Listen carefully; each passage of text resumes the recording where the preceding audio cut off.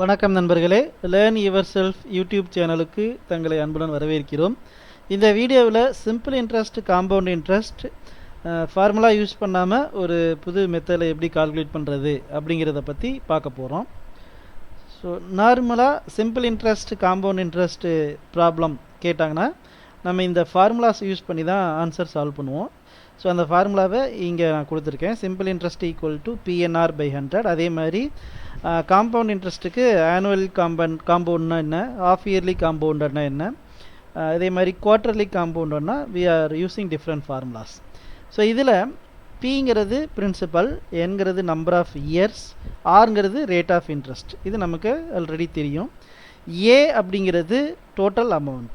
Total amount means principal plus interest ரெண்டும் சேர்ந்த amount. So இப்போ இந்த வீடியோவில் இந்த நார்மலாக யூஸ் பண்ணுற இந்த மெத்தடுக்கு பதிலாக எஃபெக்டிவ் பர்சன்டேஜ் யூஸ் பண்ணி சிம்பிளாக கால்குலேட் பண்ணலாம். அது சிம்பிள் இன்ட்ரெஸ்ட் ப்ராப்ளமாக இருந்தாலும் சரி, காம்பவுண்ட் இன்ட்ரெஸ்ட் ப்ராப்ளமாக இருந்தாலும் சரி. ஸோ அது எப்படி அப்படிங்கிறத பார்க்கலாம். ஸோ சிம்பிள் இன்ட்ரெஸ்ட் ப்ராப்ளத்தில் எஃபெக்டிவ் பர்சன்டேஜ் கால்குலேட் பண்ணுறதுக்கு R1 + R2 + R3 ப்ளஸ் அப்படிங்கிற எட்ஸெட்ரா இந்த மெத்தடை ஃபாலோ பண்ணுறோம். அதாவது எத்தனை வருஷத்துக்கு நம்ம சிம்பிள் இன்ட்ரெஸ்ட் கால்குலேட் பண்ணாலும் சரி, ஒவ்வொரு வருஷத்துடைய ரேட் ஆஃப் இன்ட்ரெஸ்ட் இருக்கும், அதை அப்படியே ஆட் பண்ணிக்கலாம்.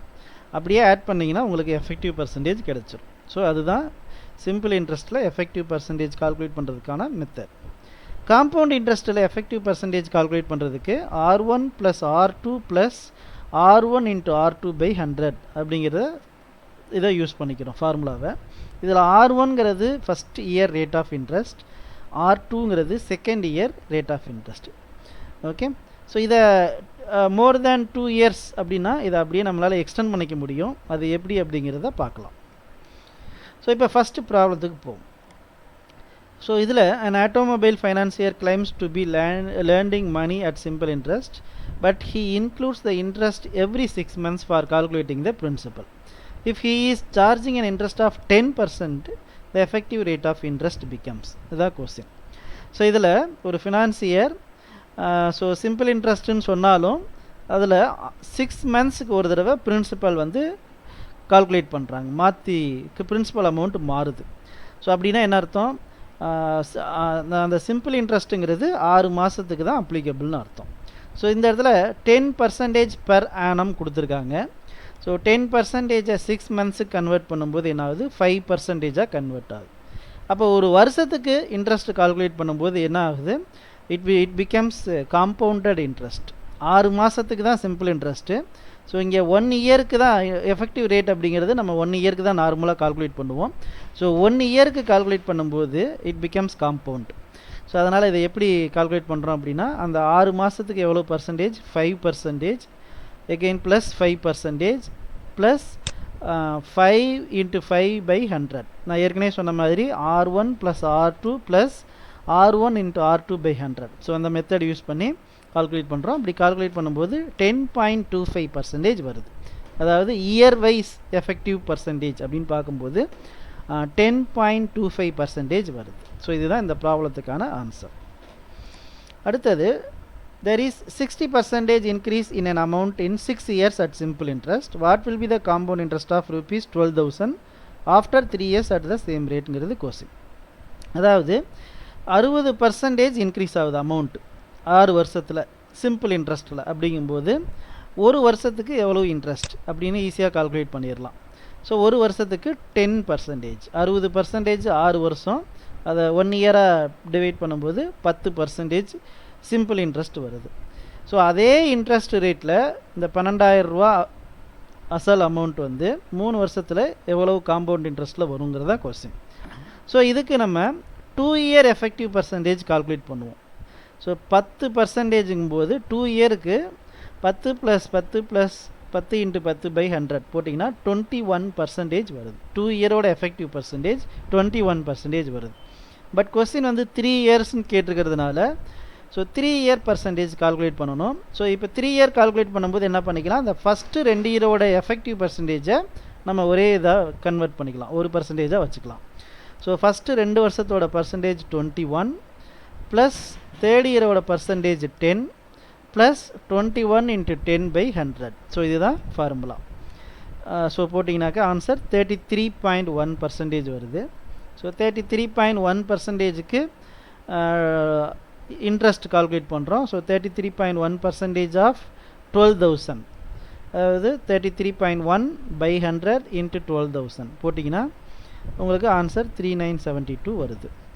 ஸோ இதில் என்ன அட்வான்டேஜ் அப்படின்னா, நீங்கள் கால்குலேஷன் வந்து வெரி சிம்பிள். ஸோ இதில் வந்து நீங்கள் இந்த 2 எஃபெக்டிவ் பர்சன்டேஜ் கால்குலேட் பண்ணால் போதும். மூணாவதாக இருக்கிற பர்சன்டேஜ் 33.1 into 120 அப்படிங்கிறது ஆக்சுவலி 331 into 12க்கு ஈக்குவல். 331 12 மல்டிப்ளை பண்ணும்போது உங்களுக்கு ஆன்சர் இந்த ஆப்ஷனில் இருந்து ஈஸியாக சூஸ் பண்ணிடலாம். ஏன்னா யூனிட் டிஜிட் 2 தான் வரும் அப்படிங்கிறது இந்த மல்டிப்ளிகேஷன்லேயே தெரிஞ்சிடும்.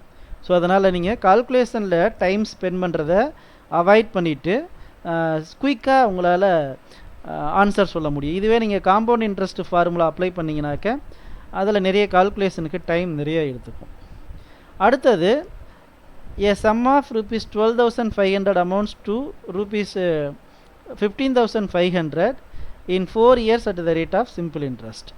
What is the rate of interest அப்படின்னு கேட்குறாங்க. அதாவது ஒரு சம் 12,500 இருக்குது, அது 15,500 மாறிடுது 4 வருஷத்தில் சிம்பிள் இன்ட்ரெஸ்ட்டில். ஸோ அப்படின்னா டோட்டலாக நமக்கு கிடைக்கிற இன்ட்ரெஸ்ட் வந்து 3,000. 4 இயர்ஸோட சிம்பிள் இன்ட்ரெஸ்ட் 3,000. அப்போ what is the rate of interest calculate பண்ண சொல்லியிருக்காங்க. ஸோ நம்ம எஃபெக்டிவ் ரேட் கால்குலேட் பண்ணிங்கன்னா சிம்பிள் இன்ட்ரெஸ்ட் 4 வருஷத்துக்கு கால்குலேட் பண்ணிங்கன்னா, இப்போ உதாரணத்துக்கு நம்முடைய இன்ட்ரெஸ்ட் ரேட் 6%ன்னு வச்சுக்குவோம். ஸோ 4 வருஷத்துக்கு effective percentage 4R%. So 4R% பிரின்சிபலுக்கு அப்ளை பண்ணிங்கன்னா உங்களுக்கு ஆன்சர் 3,000. அதாவது 4R by 100 into 12,500 equal to 3,000. So இதிலேருந்து R கால்குலேட் பண்ணிங்கன்னா உங்களுக்கு 6% வந்துடுது. ஸோ இந்த மாதிரி கால்குலேட் பண்ணிடலாம். Next sum, a person borrowed some money at the rate of 6% per annum for the first 3 years, 9% per annum for next 5 years, and 13% per annum for the period beyond 8 years. If the total interest paid by him at the end of 11 years is rupees 8160, how much money did he borrow? This is the question. So இதில் நார்மலாக நம்ம formula apply பண்ணும்போது நிறைய தடவை formula apply பண்ணுறதுக்கு பதிலாக effective percentage ஒரே தடவையில் calculate பண்ணிவிட்டு குயிக்காக ஆன்சர் கண்டுபிடிச்சிடலாம். ஸோ எஃபெக்டிவ் பர்சன்டேஜ் எப்படி கால்குலேட் பண்ணுறோம், டோட்டலாக 11 வருஷத்துக்கு கடன் வாங்கியிருக்காங்க. ஸோ அதில் ஃபஸ்ட்டு 3 இயர்ஸுக்கு 6%ன்னு கொடுத்துருக்காங்க இன்ட்ரெஸ்ட். ஸோ 3 into 6 அப்போ 18% ஃபஸ்ட்டு 3 இயர்ஸுக்கு. ஏன்னா எல்லாமே இதில் வந்து சிம்பிள் இன்ட்ரெஸ்ட் தான், காம்பவுண்ட் இன்ட்ரெஸ்ட்டு கிடையாது. அடுத்த 5 இயர்ஸுக்கு 9%ன்னு கொடுத்துருக்காங்க. ஸோ 5 into 9, ஸோ நெக்ஸ்ட்டு 5 இயருக்கு. ஸோ ஃபஸ்ட்டு 8 இயர்ஸ் கம்ப்ளீட் ஆகிடுச்சு. ஸோ ரிமைனிங் 3 இயர்ஸுக்கு பர்சன்டேஜ் 13%. ஸோ இதை மூணையும் ஆட் பண்ணிங்கன்னா உங்களுக்கு எஃபெக்டிவ் பர்சன்டேஜ் கிடச்சிடுது. So effective percentage 102%. ஸோ வாங்கியிருக்கிற அமௌண்ட்டு தெரியாது. ஸோ அதனால் அமௌண்ட்டை வந்து நம்ம பின்னு வச்சுக்குவோம், பிரின்சிபல் அப்படின்னு வச்சுக்குவோம். ஸோ 102% ஆஃப் பி, அதாவது 102 by 100 into P equal to 8160. So அதுதான் அவர் பே பண்ணியிருக்கிற இன்ட்ரெஸ்ட் 8160. ஸோ இதிலேருந்து நம்ம பி கால்குலேட் பண்ணோம்னா நமக்கு ஆன்சர் கிடச்சிருது. So that is 8,000. ஸோ இது குயிக்காக ஆன்சர் வந்துடும். நீங்கள் ஒவ்வொரு தடவையும் ஃபார்முலாவை தனித்தனியாக அப்ளை பண்ணுறதுக்கு பதிலாக உங்களுக்கு இதில் குயிக்காக ஆன்சர் கிடச்சிடும். அடுத்த question, a father left a will of rupees 35 lakhs between his 2 daughters aged 8.5 and 16, such that they may get equal amounts when each of them reach the age of 21 years. The original amount of rupees 35 lakhs has been instructed to be invested at 10% per annum simple interest. How much did the elder daughter get at the time of the will? So question 35 லட்சம் ரூபா அதை வந்து 2 doctor மேலே invest பண்ணுறாங்க. Okay, 8.5 age வந்து ஒரு டாக்டரோட age 8.5, இன்னொரு டாக்டரோட ஏஜ் 16. ஸோ 2 பேரும் 21 வயசு வர்றப்ப ஈக்குவல் அமௌண்ட் வர்ற மாதிரி இன்வெஸ்ட் பண்ணியிருக்காங்க அந்த 35 லேக்ஸை பிரித்து. ஸோ அது எப்படி அப்படிங்கிறத பார்க்கணும். ஸோ இதுக்கு நீங்கள் ஒரிஜினலாக கால்குலேட் பண்ணி கொண்டு வரலாம். பட் அப்படி கால்குலேட் பண்ணி கொண்டு வந்தீங்கன்னா அதுக்கு நிறைய டைம் எடுத்துக்கும். ஏன்னா இது எல்லாமே பெரிய நம்பர்ஸாக இருக்கிறதுனால கால்குலேஷனுக்கு போனீங்கன்னாக்க நிறைய டைம் எடுத்துக்கும். ஸோ அதனால் நம்ம இன்னொரு மெத்தடில் இதை கால்குலேட் பண்ணலாம். எப்படின்னாக்க இது ஆன்சர் எலிமினேஷன் மெத்தடில் கால்குலேட் பண்ணலாம். இப்போ 35 லட்ச ரூபாயை ரெண்டாக பிரித்து இன்வெஸ்ட் பண்ணுறோம். இன்வெஸ்ட் பண்ணும்போது எல்டர் டாட்டருக்கு எவ்வளோ இன்வெஸ்ட் பண்ணுறாங்க அதுதான் question. At the time of will எவ்வளோ இன்வெஸ்ட் பண்ணுறாங்கங்கிறதா கொஸ்டின். ஸோ எல்டர் டாட்டருக்கு ஏற்கனவே 16 வயசு இருக்கிறதுனால அவங்களுக்கு அதிகமாக இன்வெஸ்ட் பண்ணணும். அப்போ தான் உங்களுக்கு ஈக்குவல் அமௌண்ட்டு 21 வயசில் 2 பேருக்கு ஈக்குவல் அமௌண்ட் வரும். ஸோ அப்படி இருக்கும்போது 35 லட்சத்தை ரெண்டாக பிரிக்கும்போது நிச்சயமாக 17 லட்சங்கிறது பாதி. 2 பேத்துக்கு ஈக்குவலாக இன்வெஸ்ட் பண்ணிங்கனாக்க 21 வயசில் ஈக்குவல் அமௌண்ட் வராது. அதனால் 17 லட்சம் கிடையாது, 15 லட்சமும் கிடையாதுங்கிறது நமக்கு ஈஸியாக தெரிஞ்சிடும். ஏன்னா எல்டர் டாட்டருக்கு அதிகமாக இன்வெஸ்ட் பண்ணணும், ஏன்னா நம்பர் ஆஃப் இயர்ஸ் கம்மியாக இருக்கனால. ஸோ அதனால் 21 லட்சம் 20 லட்சம் இது ரெண்டில் ஏதோ ஒன்று தான் ஆன்சர். ஸோ அதனால் ஃபஸ்ட்டு 21 லட்சம் அப்படின்னு எடுத்துக்கிட்டோம்னாக்க ஸோ அதை வச்சு நம்ம ரிவர்ஸில் கால்குலேட் பண்ணி பார்க்கலாம். ஸோ எல்டர் டாட்டரோட எஃபெக்டிவ் பர்சன்டேஜ்னு பார்த்தீங்கன்னா 21 வயசு வர்றதுக்கு 5 வருஷம் தான் இருக்குது. So effective percentage 5 × 10 50%. அதுவே யங்கர் டாட்டருக்கு எஃபெக்டிவ் பர்சன்டேஜ் பார்த்தீங்கன்னா 8.5 தான் ஏஜ். இப்போ அப்போ 21 வயசு வர்றதுக்கு 12.5 இயர்ஸ் இருக்குது. So × 10 போட்டிங்கனாக்க 125% effective percentage. ஸோ இப்போ அஸ்யூம் பண்ண அமௌண்ட்டு அது இன்வெஸ்ட் பண்ண அமௌண்ட்டை நம்ம அஸ்யூம் பண்ணிக்கிறோம் 21 லட்ச ரூபா எல்டர் டாட்டருக்கு அப்படின்ட்டு. ஸோ கால்குலேட் பண்ணும்போது 21 lakhs plus interest. So interest எவ்வளோனா 50% ஆஃப் 21 lakhs.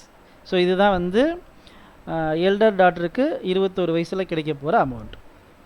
இதுவும் யங்கர் டாட்டருக்கு கிடைக்கிற அமௌண்ட்டு ஈக்குவலாக இருக்கான்னு செக் பண்ணணும். ஸோ யங்கர் டாட்டருக்கு எவ்வளவு இன்வெஸ்ட் பண்ணுவோம், மீதி இருக்கிற அமௌண்ட்டு. ஸோ 21 லட்ச ரூபா 35 லட்ச ரூபாயில் 21 லட்ச ரூபா போக மீதி இருக்கிறது 14 லட்சம் ப்ளஸ் அதனுடைய இன்ட்ரெஸ்ட் எவ்வளோனா 125% ஆஃப் 14 lakhs. ஏன்னா எஃபெக்டிவ் பர்சன்டேஜ் 125% யங்கர் டாட்டருக்கு. ஸோ இது ரெண்டையும் நம்ம கால்குலேட் பண்ணுறோம். கால்குலேட் பண்ணும்போது 21 lakh plus 21 lakh × 50/100 plus 14 equal to 14 lakh plus 14 lakh × 125/100. இது ரெண்டும் ஈக்குவலாக இருக்கான்னு செக் பண்ணுறோம்.